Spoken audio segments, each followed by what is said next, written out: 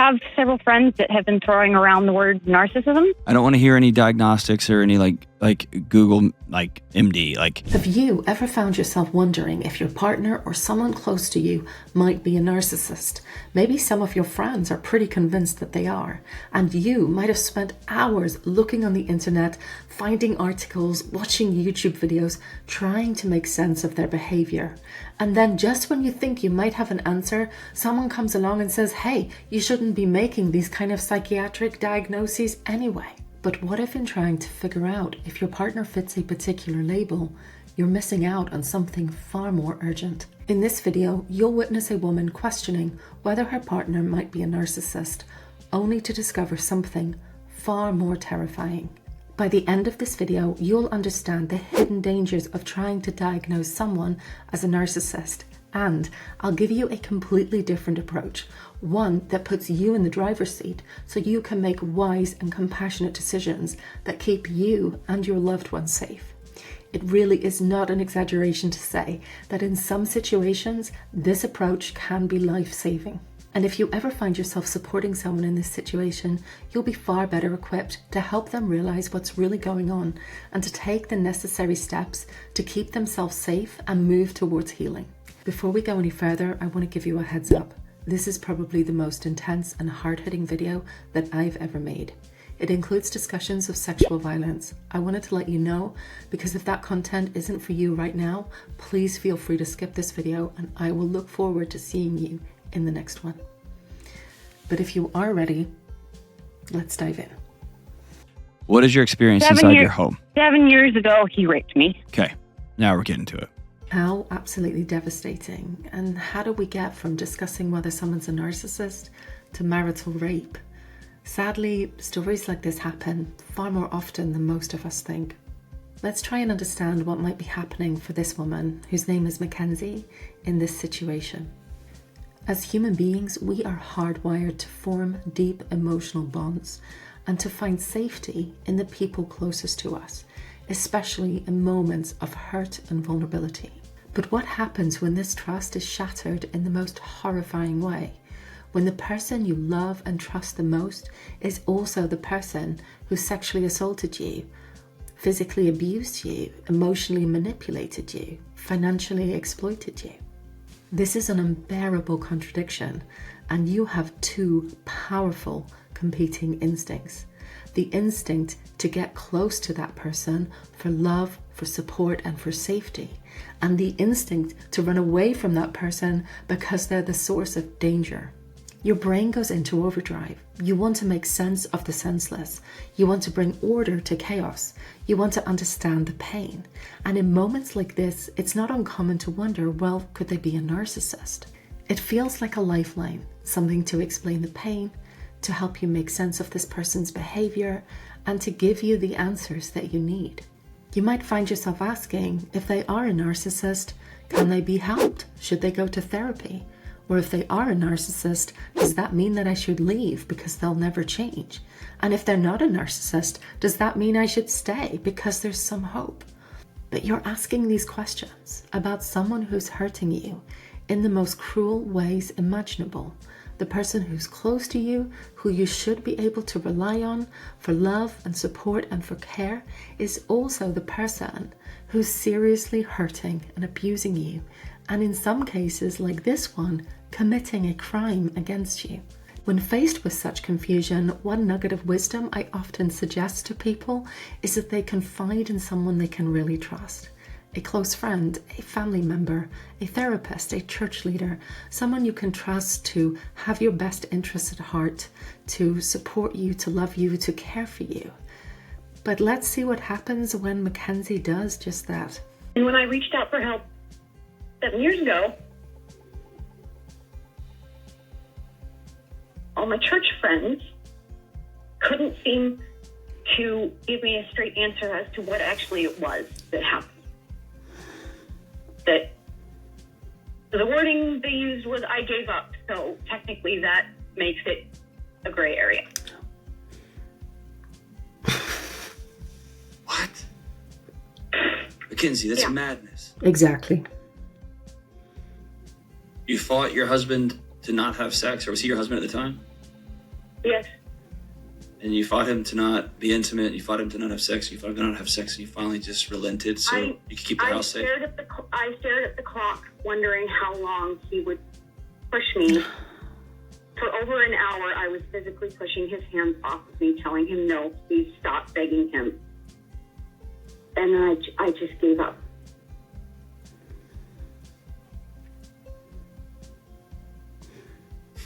I'm sorry. Yeah, me too. That was very hard to listen to, but it touches on something that is very common and that many survivors of sexual assault experience, and that's the tendency to freeze and dissociate in these moments of terrible danger, to not fight the person off, to kind of surrender and just wait for it all to be over. It is not uncommon for people who've been through sexual assault or sexual abuse to blame themselves for having had this kind of freezing response, and to imagine that if they'd said no more strongly or they'd fought back, that maybe it wouldn't have happened. If that's something that you've been through, please know you're not alone, and also understand that freezing is a survival strategy. It's your brain, your body shutting down because you're in a situation of such extreme danger with a predator. And the hope is almost like if you shut down, maybe the predator will lose interest and leave you alone. This is your brain and your body fighting for your survival. It isn't something that you should feel ashamed of. And so when I heard from the church that isn't necessarily rape, also he's your husband, there's some confusion regarding that. So There's no confusion, Mackenzie. There's no confusion. Why are you still at this church? I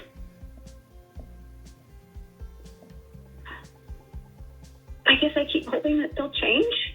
They're not going to.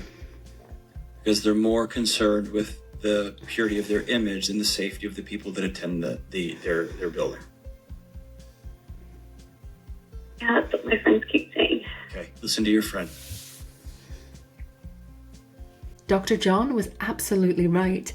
There should be no confusion here. This is not a complicated situation. This is a criminal situation where someone is being sexually assaulted in their own home. Debating whether or not it counts as rape or wondering whether her husband is a narcissist, these are dangerous distractions from the terrifying reality of her situation. Sadly, when abuse happens in a close community, whether that's a family, a church, another close-knit group, or a powerful institution, some people will prioritize the image and reputation of that group over the well-being of the victim. This only deepens the confusion, the self-blame, and the pain for the survivors. It sends a powerful message. You don't matter. We're more concerned to protect the system than to protect you. We've seen this play out in major institutions like the Catholic Church, Boy Scouts of America, USA Gymnastics, and even the BBC. But it also happens in intimate settings, like families, where people turn a blind eye to abuse rather than face the devastating reality of what's happening in the family. This is devastating for victims because it adds another layer of betrayal to their experiences. If you hear about abuse, please be the person who stands up and says, "This is madness." And don't underestimate how profoundly difficult this may be if you also have a sense of belonging to that system. But finding the courage to stand up and say it, whether it's for yourself or someone else, is a powerful message that people's safety, their dignity, are more than worth the trouble it creates. Let's go back to Mackenzie and find out what finally allows her to consider leaving this relationship. I think what hurts the most right now, because for 7 years I've just sort of pushed that down and I guess pretended it didn't happen, despite the fact that he was still pressuring me in the bedroom nearly every night. And it was when he hit our son that that was the moment I realized no matter how much I don't deserve the treatment, I can't stand by and watch him do the same sort of things to our kid. It's love. It's love that allows her to consider finally leaving this relationship. She has endured 7 years of horrifying abuse, but it's when her husband hits her son that her love for her son fuels the strength to face the reality of her situation and to take steps to keep both her son and herself safe. I deeply admire Mackenzie's courage in facing this nightmare. And as one human being to another, it's heartbreaking that it took her child's suffering to finally give her the clarity to leave. Her own suffering was more than enough all along. Of course, this is not her fault, and it's not your fault if you have endured abuse over a long period of time. When day after day you face overwhelming stress, daily horrors, and complete exhaustion, it's nearly impossible to think clearly and to figure out what you need to do to keep yourself safe. And taking action is not without consequence. It can be like firing a grenade in your own life, in your own family, and your own community.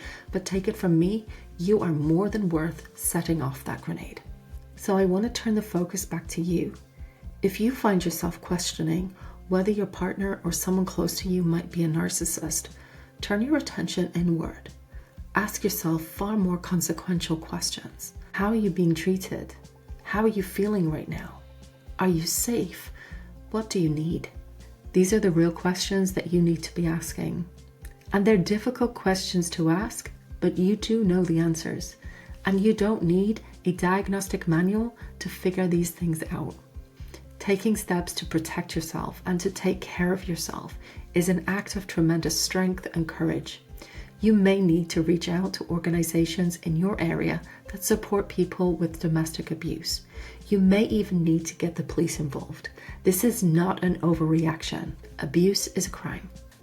And if someone asks you if you think their partner might be a narcissist, ask them what's happening to them and what they're going through. You are stronger than you know, and you deserve love, respect, and care in every relationship. Please don't let someone else's cruelty or manipulation lead you to doubt your self-worth. If this video has resonated with you, I have included a list of organizations throughout the world that help people with domestic abuse. And if you know of any that I've missed, please do share them in the comments. And if you're ready for the next step in your recovery from an abusive relationship, even if you're still in it, check out this video next, where I reveal the #1 strategy that can lead to transformation and healing.